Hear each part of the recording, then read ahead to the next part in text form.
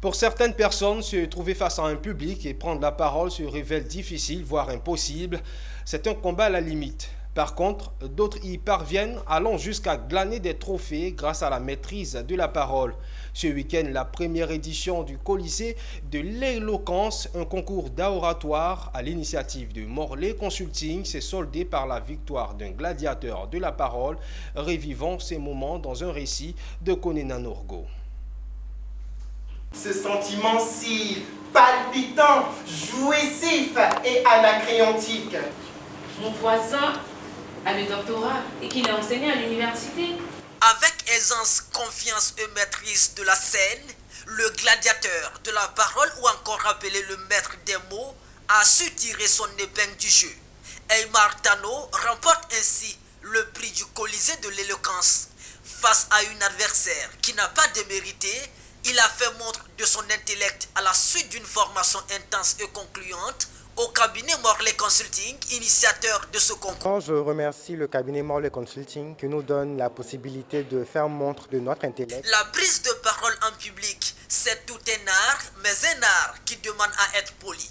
6 candidats en lice au départ, coachés et suivis par des experts du domaine.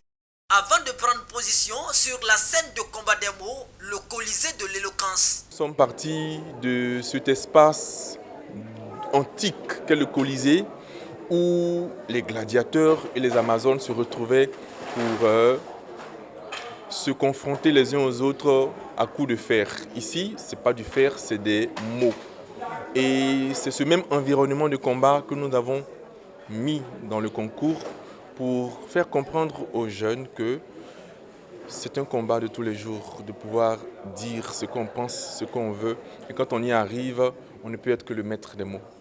Voilà, je peux dire que j'ai vraiment été émerveillée et flattée de voir ces jeunes gens s'exprimer en public. Voilà, ce qui n'est pas donné à tout le monde. Nous sommes en société, hein, les femmes ont souvent peur de prendre la parole, elles n'osent pas prendre la parole. Et voir quelqu'un à ce niveau-là prendre la parole de cette façon, soutenir le regard de l'auditoire, utiliser des mots, utiliser des images également. Bravo à tous les deux. La première édition du Colisée de l'éloquence, initiée par le cabinet Morley Consulting, se veut être un événement périodique pour vulgariser la prise de parole en public.